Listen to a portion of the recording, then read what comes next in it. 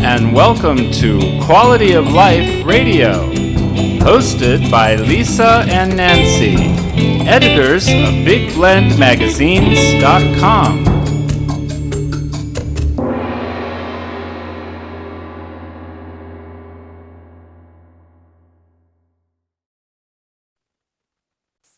Hey everybody, welcome to Big Blend Radio's Quality of Life show.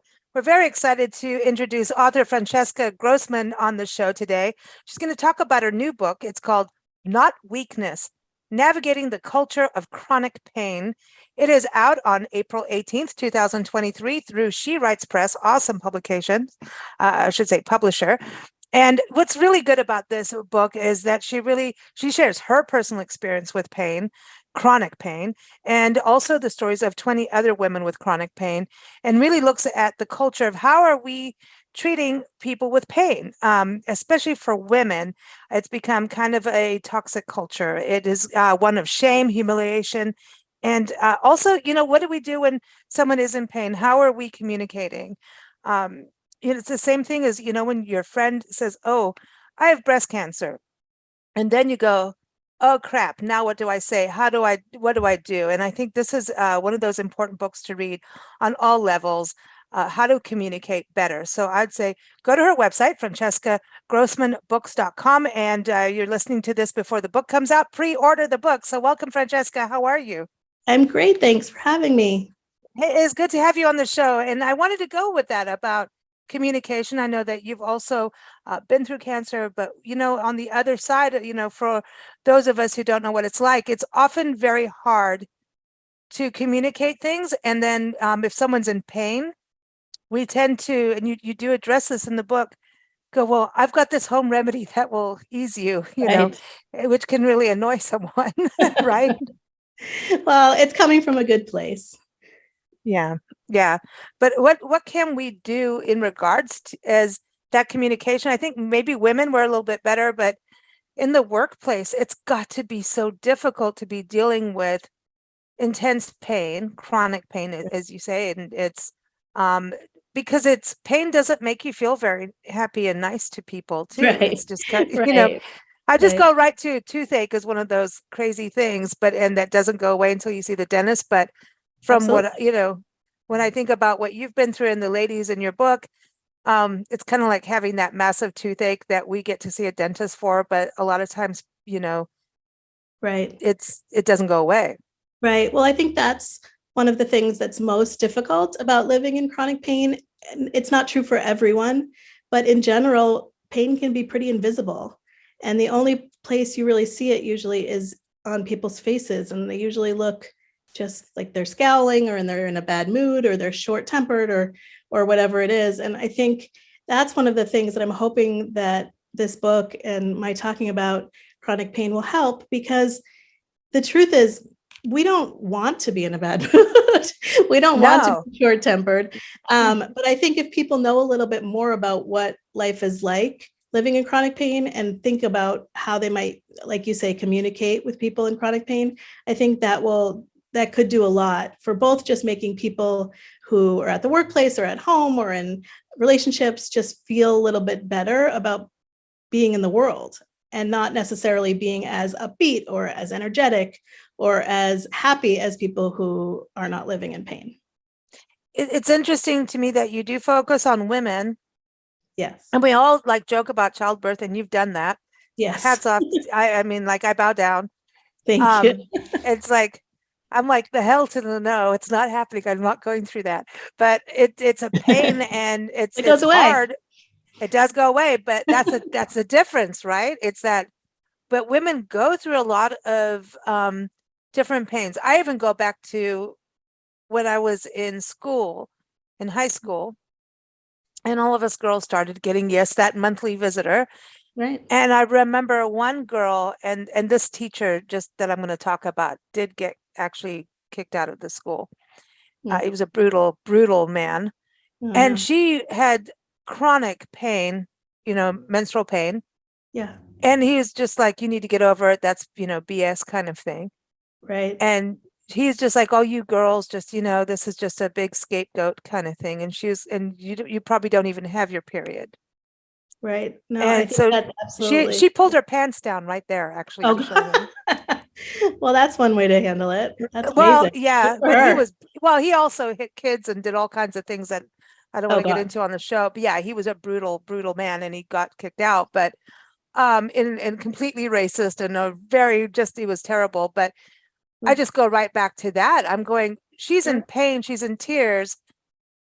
So when we think about women, does it actually kind of start from that age? Like Oh, I this, think it starts as soon as somebody tells you, you get hurt, maybe, on the soccer field and someone says to man up and you need to oh, get better immediately. Or, I think we have in this culture and a lot of cultures around the world, actually, but particularly in America, this idea that you should suffer in silence. And that if you, like, for instance, just going back to what you were just talking about, childbirth, I have a lot of friends who did childbirth with no medication.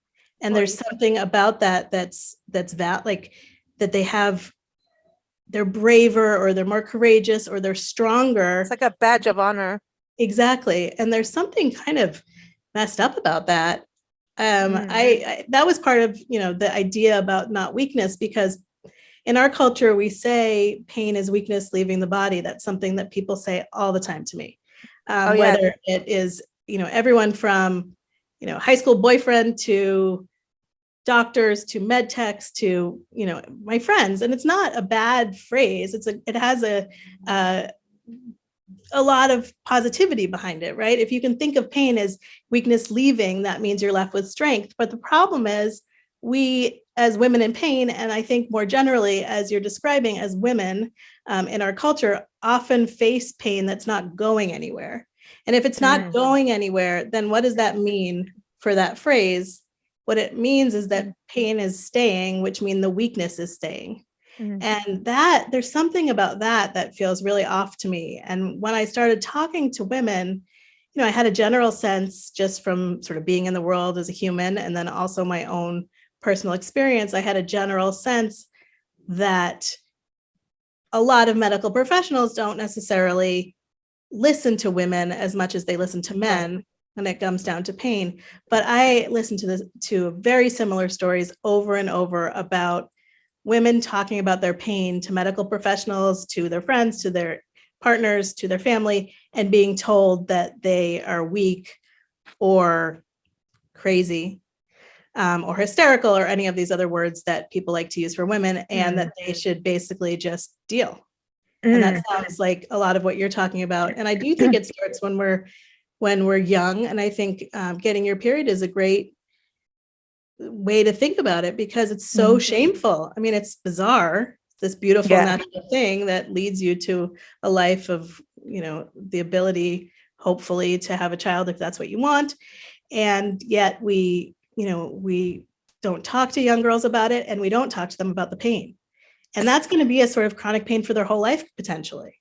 Yeah, exactly. I know. I have friends that went through. It started when they first got their period, and then later, they had like all kinds of fibroids and all kinds of things. And there's like, oh, it's the girl stuff. We don't want to hear about it. It's those girl problems. And then you hear you'll go to a soccer match or something, and they're like, "Don't be a girl." Right. And I'm like, dude, like screw you, man. I can take you outside. Like, even though we're outside. You know what I mean? But there's that thing, and it's like, oh, so I found that very interesting about your book. In fact, I know you went through Crohn's disease. Like, a friend of mine in high school went through that too, and she was in pain. And we never could quite understand. I don't think we ever really understand how much, and then she would drink more than all of us. I'm just saying, because we were bad kids. We weren't that bad, but we would have our little parties, and this was in South Africa. We drink in South Africa, but I know that it's just like, oh my gosh, it's like she was trying to mask her pain all the time. We didn't understand. Yeah. And until she was in the hospital, and then we're like, oh my God, all of us were like, our friend's in hospital. This really sucks. And and she survived, but she really was in pain. Yeah. And she was young. And I think we actually have a little bit more tolerance for people who are in pain when they're young, because it's an aberration. It's not going to follow them their whole lives.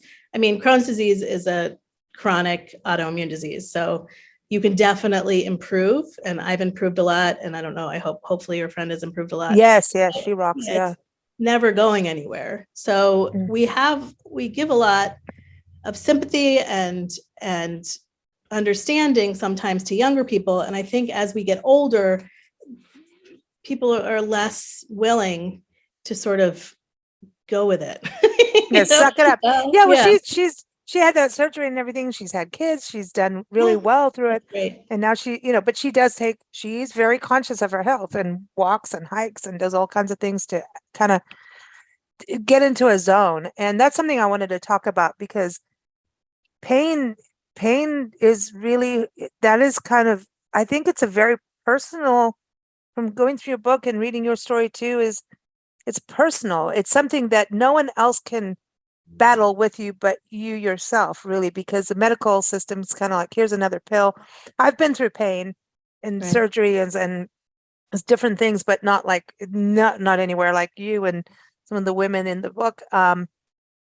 And there's fear with pain.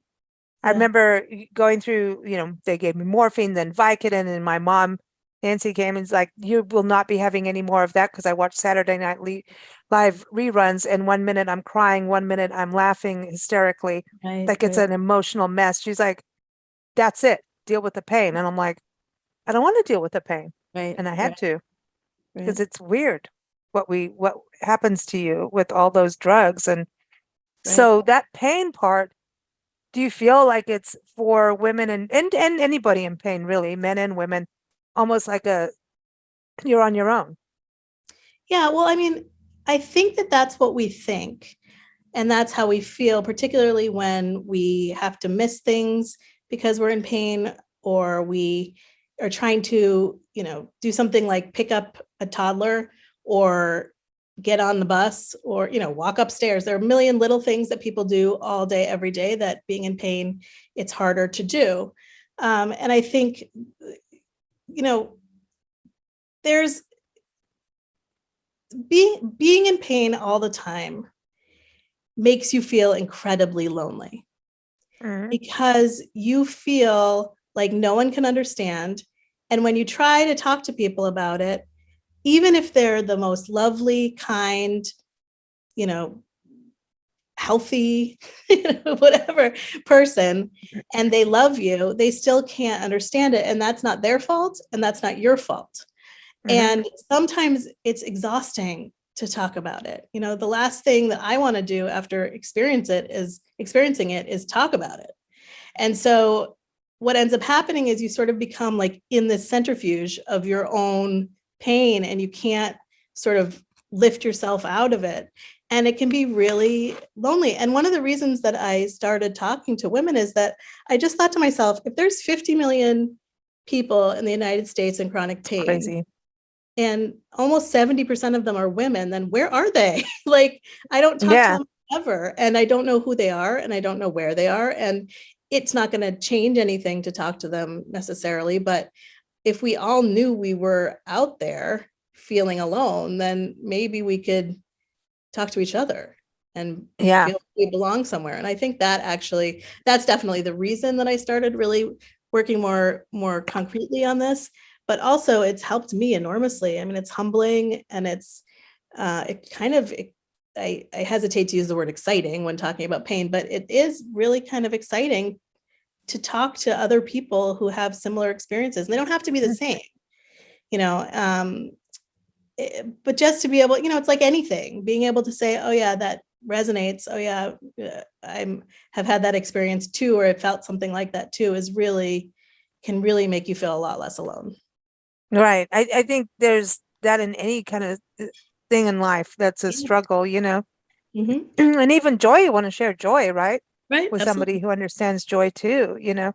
The pain is something I remember doing an interview, I'm going to say like at least 14, 15 years ago on the show, and was about invisible diseases, like invisible illness at work, like how people didn't realize if someone was going through an autoimmune disease or something like that, or MS, or right.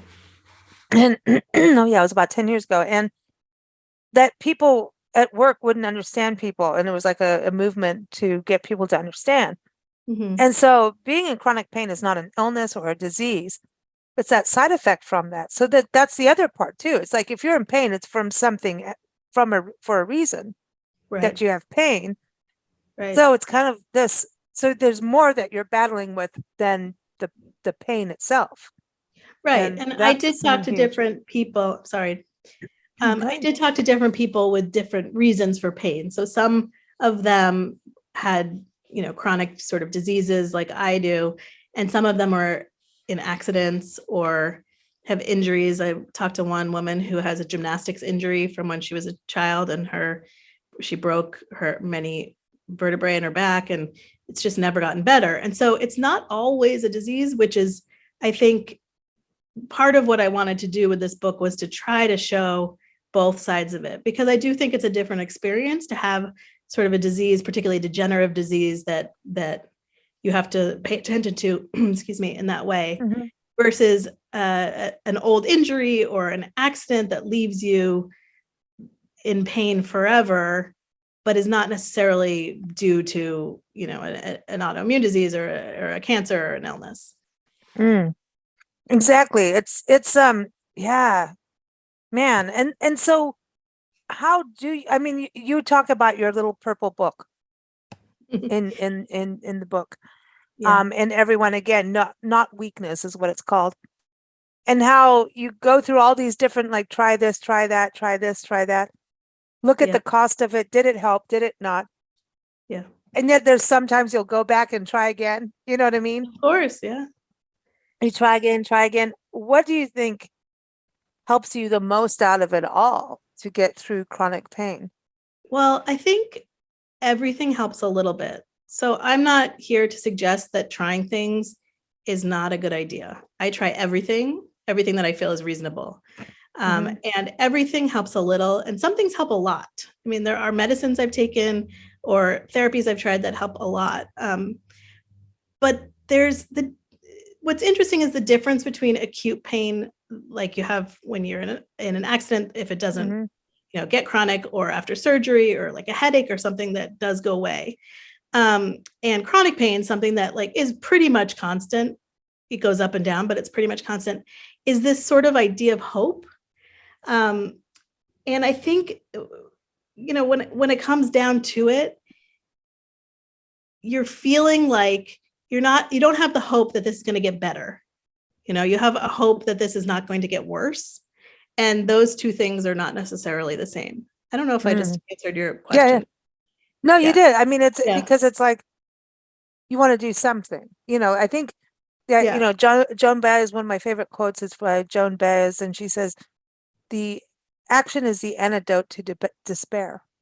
Yeah. And if you don't do anything, right, then you're stuck exactly where you are if you don't have Right. any kind of movement towards something, Yeah. And the So, difference between acceptance and surrender is also something I think is really interesting, because you can accept your pain and still work to try to improve it or alleviate it or change it. That doesn't mean that you're just lying down on the floor and going to take it. It also doesn't mean, though, that you have to be this warrior to get through it, and that, the sort of survival, and you don't have to win in order to go forward. I think we have in this culture a real sense that we need to, we like to rehab an old house, or, or we all want the survival stories, right? Yes. And we love that. And I think that, they could be wonderful. But in the end, if things aren't going to improve, it's another way to make people feel alone, is to sort of put all of these potential remedies and treatments in front of them. And then they say they're not working. And you say, well, you're not trying hard enough. And so I think there's something to the idea of acceptance, which isn't about surrender. It isn't about failure. It's actually a huge success to be able to say, I can do this every day, every minute of every day. I can do this. The other thing too is when you say you don't, because we don't need to live up to culture standards. It's about, this is my life and this is how I'm going to have to navigate it, right? Exactly. And every day is different. So then it is also, you've got a husband, you have kids, how do you move forward in that arena where everybody has to be on the same page? Yeah. Because at some point it's also going to be like frustrating for them in a way. If you're not feeling good, Yeah. you're in pain, and maybe it's Mother's Day and they've planned something really special for you, and you're like, Wouldn't that be sorry. nice? Yeah. And Yeah. And Yeah. then you're like, sorry, dudes, Yeah. I'm over here doing this instead. So there's that kind of balance too. So I think this, there's a thing with friends and communication, but there's the real close interpersonal thing, because it's all connected. You know what I mean? That's got to be something to navigate with everybody. Yeah. Well, I think that those relationships with people who you're the closest to are the hardest, because they're having an experience with you forever too.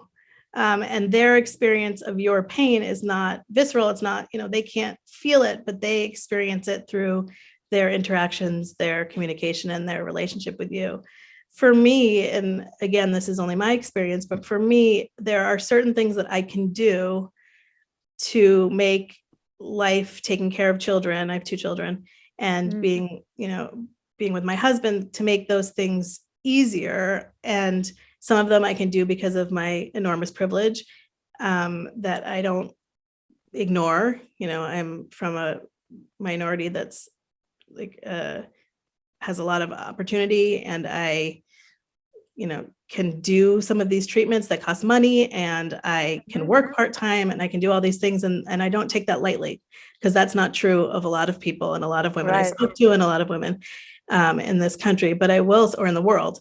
But I will say that for me, it's been little things like sleep is really important to me. Like I go to bed early, I get up early, but I go to bed early. I try really hard to get more than 8 hours of sleep, sometimes 9 hours of sleep. And my family knows that that's really important. I prioritize moving my body, because even though it's incredibly painful to start, I know that once I start walking or doing whatever it is I'm doing, it will get better. I wake up an hour earlier than everyone in my family so that I can start moving, because if I don't move, I'm just not in a good mood when they get up. So those are just little examples, but it sort of ends up being an ongoing puzzle to figure out what pieces matter to create this, what I hope is a beautiful life. And sometimes it is, and sometimes it isn't. And that's true for everyone, but particularly with my husband. I mean, we've been together since we were 18, 19 years old. Wow. And he's lived with me through all of this. And it's hard for him. I mean, and that's part of the story too. And I think that's something I'd love for people who are not experiencing chronic pain to come away with when they read the book. The people who you love don't necessarily know that it's also hard for you. So if you can talk to them and explain, not complain or not say that it's worse than what they're feeling or anything like that, but to try to integrate your own story into theirs, it actually makes them feel a lot less alone, to know, sometimes I want to go out and you can't go out, and that's frustrating.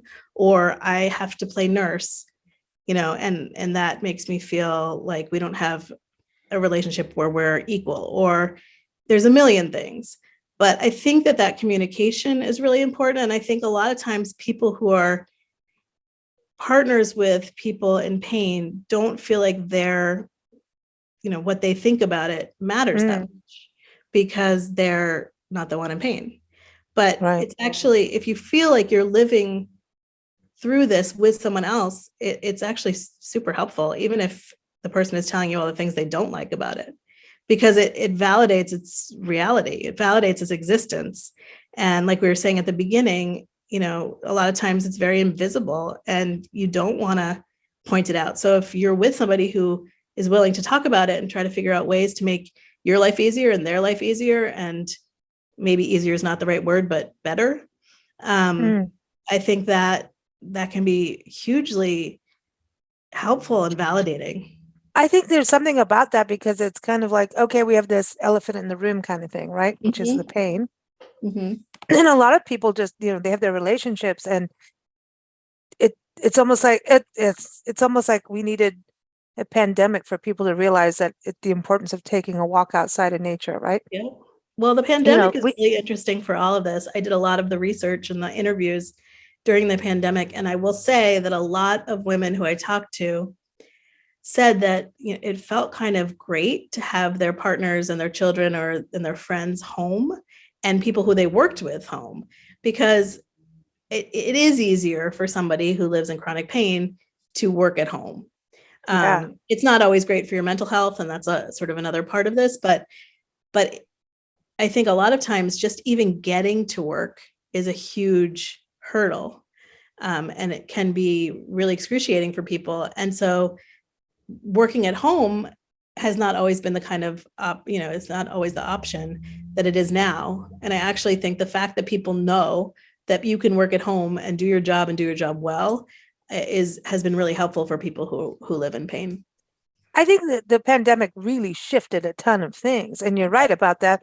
But I also think with like you reaching out to these other women and getting their stories and connecting it, like I have I'm friend who's in AA, and during the pandemic, he couldn't go to the actual physical meetings, right? No one could. Right. And then he said, you know what? I ended up on, he had a certain day that he always did his meetings. And then he was like, I go around the world. I'm doing AA Right. everywhere That's cool. on a daily basis. And I've actually, even though the pandemic was a hardship for him in many ways, and for everybody has a different thing, he found this other, I don't know, there was this other twinkle in his eye of happiness, of connecting with people, but going beyond the alcoholism or addiction, going, and he's been, I mean, fine for years, but everyone's you never know, right? Right. Oh, So I'm not saying that's chronic cool. pain is alcoholism or addiction, Right. but there's something about needing that soul group Yeah. to connect with. And I wonder about that, because there's so many people, like you say, 50 million across the country, go to other countries, and like you're saying, they don't even have healthcare or mental health care. Is like, that's like good luck for 20 years if they're going to get it, right? Right. And so you think about all those things, but through technology, I wonder about connectivity for everyone, where there is kind of a like, is that happening where people can connect and talk it out no matter where you are by, is that a positive byproduct of the pandemic that way? Yeah, I think it's pandemic. I think it's the internet in general. And obviously the internet's been around for a while, but I think people are using it in different ways over the years. There's groups that, will come together because they are, they're affinity groups in whatever way. And one of those ways could be pain, or it could be Crohn's disease, or it could be alcoholism. It couldn't be a lot of things. And so I think there's an opportunity. I think it's so cool that your friend looked at it that way, because it is amazing that you can connect with people all over the world who have a similar hurdle to get over, a similar obstacle that they face every day. It's a great, I think the internet gives us an opportunity to feel less alone. I think that there's a lot of things that are negative about it, but the biggest positive is the network of similar minded and different minded people that you can interact with to have a fuller life. Yeah. It's funny because people say, oh, until you meet someone in person, you don't know. And I'm like, I've made so many good friends over the internet or phone calls and stuff. And then we meet them in person. It's like, it's great. Obviously great to see them in person.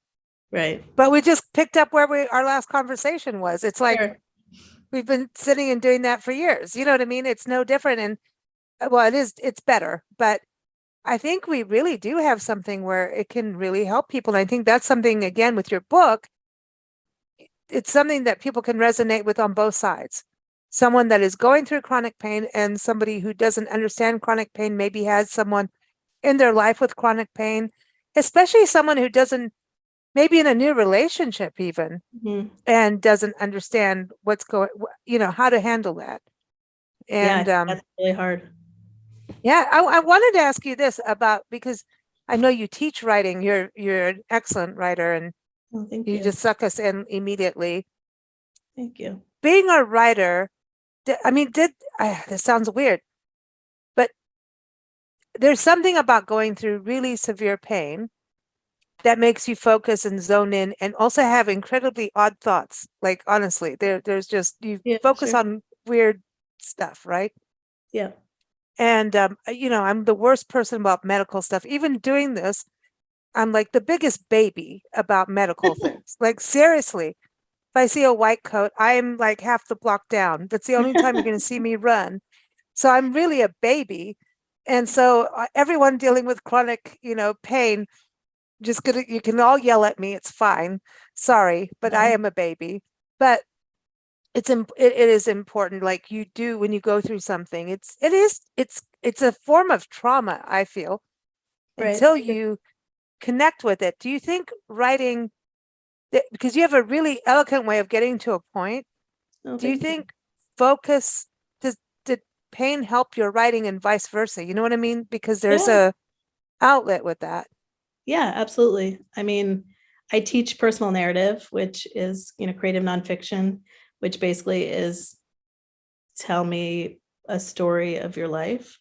And so I teach and I write predominantly in that genre. And I find I actually don't journal, and people get very upset with me, my co-teachers and students and stuff. But I don't journal, and I think it's mostly because I sort of am constantly journaling in my mind, and that eventually it sort of spews out of me into more something different from like something that's not stream of consciousness, or it's not an everyday thing. It's more of like every month or 2 months or something. But yeah, I think it's writing has helped me live always since I was a little girl. And I think we all have ways that we translate the world. Sometimes, I mean, it's apt in this example because you're translating it from sort of the ether and your thoughts to words, to try to communicate something to readers or other people. But I think everyone does that. You do it with the way that you talk to people or interview people. Painters do it through their medium, painting and collage and other visual arts. Musicians do it. It's not just artists either. I mean, you could argue that anybody with any skill is translating the world for other people to see it the way that they see it. And so I have always felt that way about reading. I mean, I've had pain since I was a teenager, I would say, and maybe even before. To be honest, I don't remember so much in that way.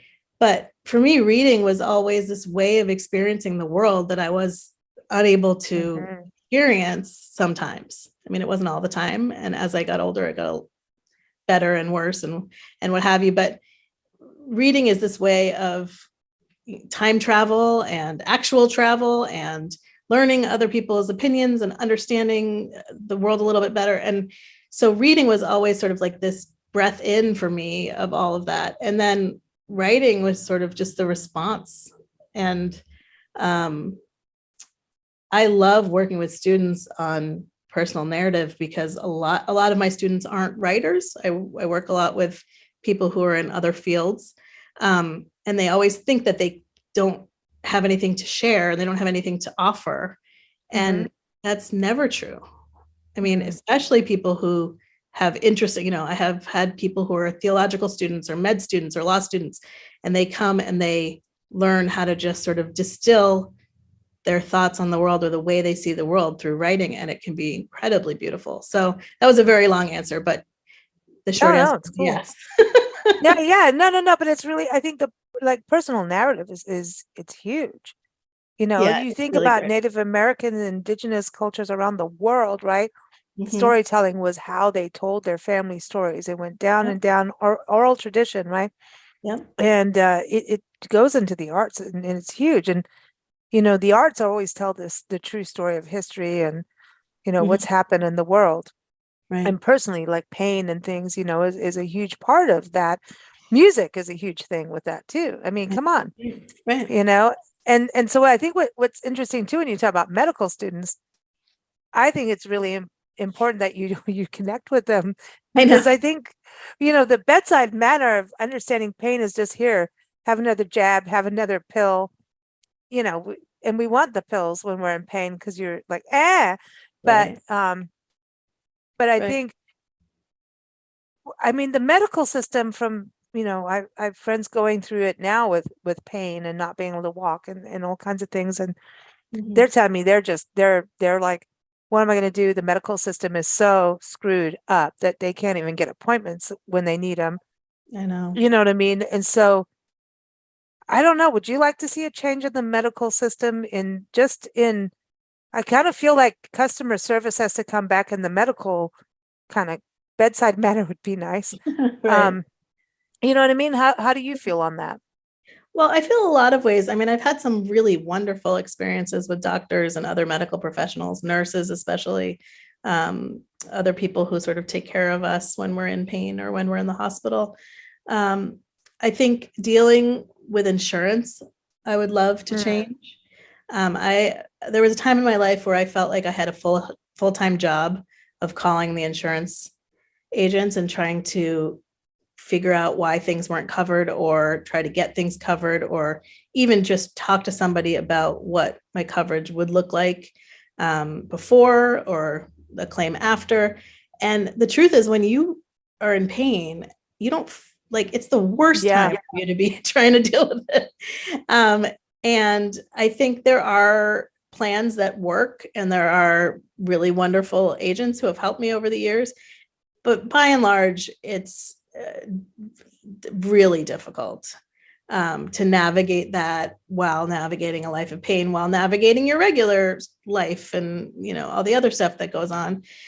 So I'd love for that to change in some way. And I don't have a great answer to how. And then the other thing I'd really like to see change is I would love for people to really take some time, medical professionals in general, but everybody take some time to listen to people who, when they're in pain, and listen to what they've already done and listen to what they're planning to do, and offer not only, medicine or treatments or therapies or remedies, but also just some kindness and some understanding. And there's really not a lot of training. From what I understand, I didn't go to med school, obviously, but there's not a lot of training in that.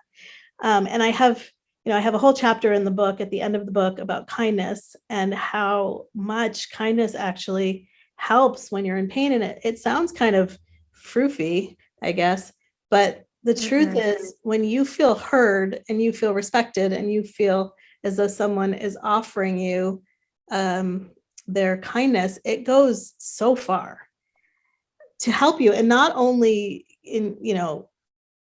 it's been proven, but there are a number of studies, and I talk about a couple of them in my book, but that it actually helps people heal for medical professionals to be kind to them.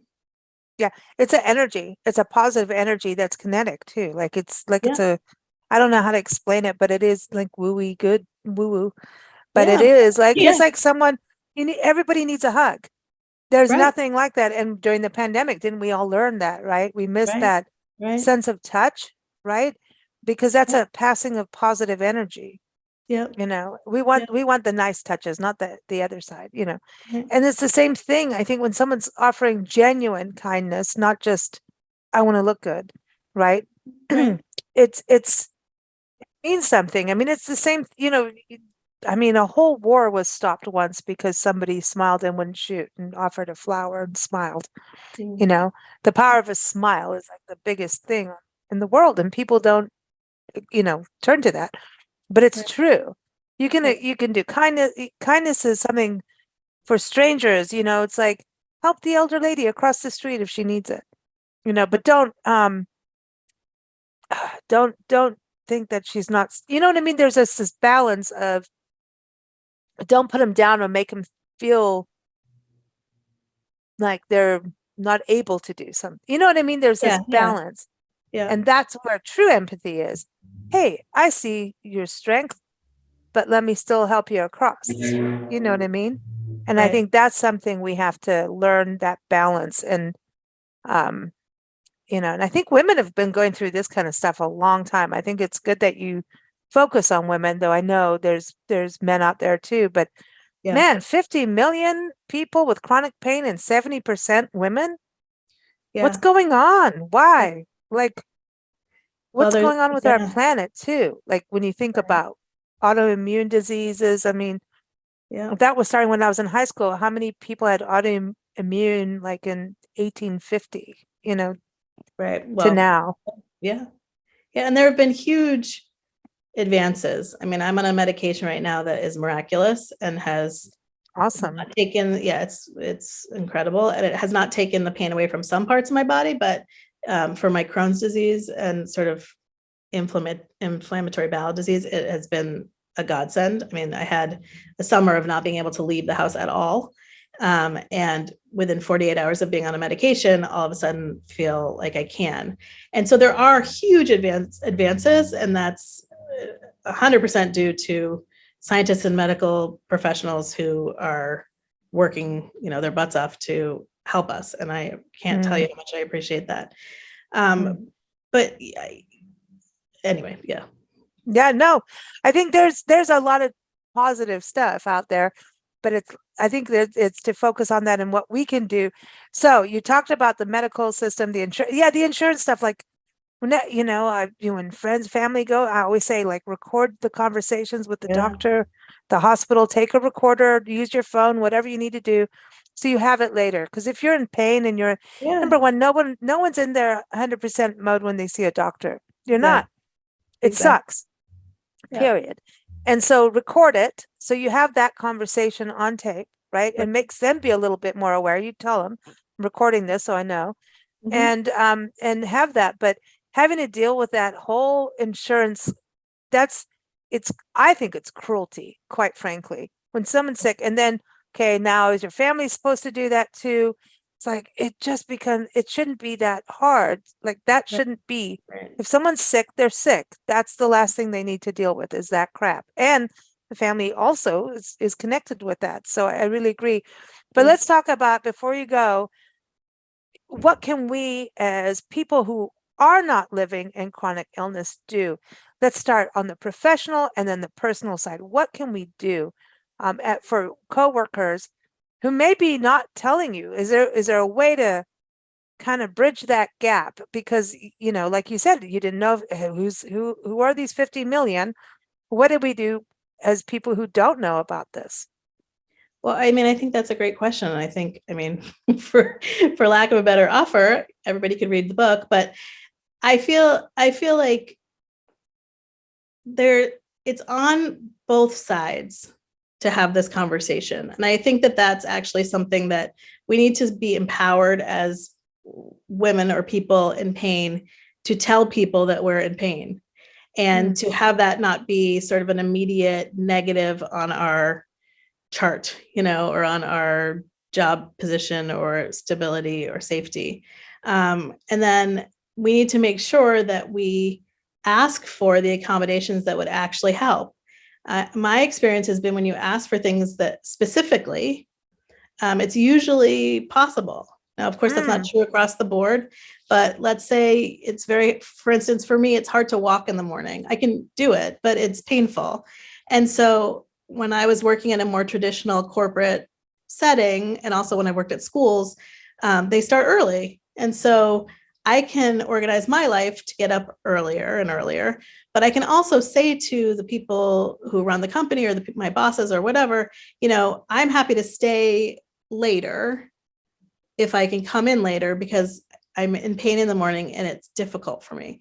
And my experience has been that people are usually, if possible, accommodating. It's obviously not possible in a lot of service jobs or things like that, but in corporate jobs, I think it can be possible. And then I think on the other side, I think this is true of everything, not just pain. I mean, there's a million things this is true of in a professional setting, but we just have to give people the benefit of the doubt when they are sort of surly or in a bad mood or have a scowl.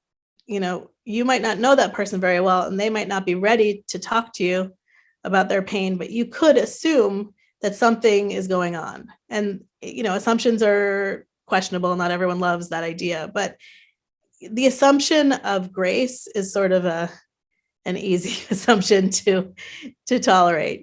Give the person a little bit of grace and allow them to come to work and come to a situation from a place of feeling empowered to ask for what they need. Obviously, it's sensitive, and there's different cultures and different work environments, and so I don't know that that's the answer for everybody, but I do think if we talk more about the fact that there are this many people who live with chronic pain, then everybody will know that that's a possibility. Right? You know what? I think it's a big deal to communicate, and that's why we have HR departments for bigger corporate companies and stuff.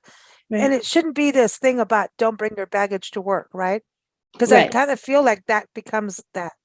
It's like, but it's impossible, right?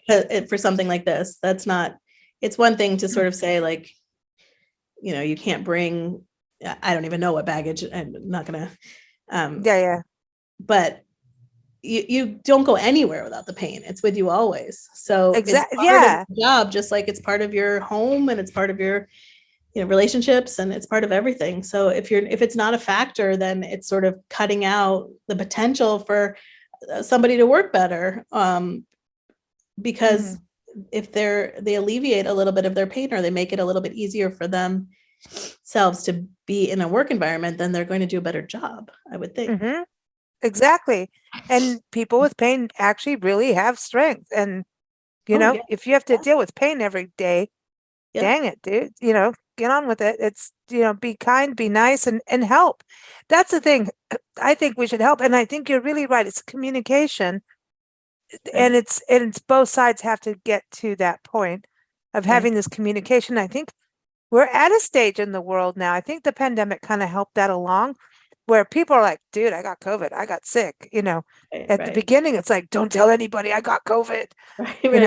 It's like, I was telling a friend the other day, I was like, one day they're going to make like COVID movies. Like, they've got the cough. And it's like right before the show, I'm like, I've got a little cough, and I'm like, I really don't have COVID, but like if I have a cough, I know that's you're looked down upon. Like you've got like, I don't know, you've got VD or something. It's like, oh my God, don't go near her. She must be like, dirty at home or something. You know what I mean? It's kind of like, it's that weird thing. It's like, oh, don't do this, But now I think if we have these communications, like we start to realize, like you're saying, 50 million people, I had no idea.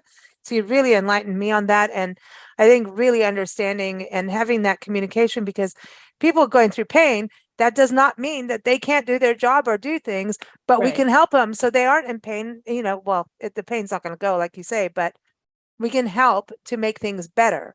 You know what I mean? It can be sometimes as easy as a different chair. I was that's so weird. I was gonna say that it could just be, if you've got the comfy chair, give it to them. It could be that, if you got like a, heating pad or whatever, it could be whatever it is. Everybody, but you don't know if you don't know. So, I'm so excited that you wrote your book. So thank you for doing it for everybody that does live in chronic pain. So again, everyone's called Not Weakness, Navigating the Culture of Chronic Pain. It is out April 18th, 2023. You're listening to this beforehand. You can go and pre-order it in all those places, but you can go to Francesca's website. It's francescagrossmanbooks.com. Again, it's through She Writes Press. And of course, keep up with us at bigblendradio.com. Thank you so much for joining us, Francesca. It's been a pleasure. Thank you so much for having me.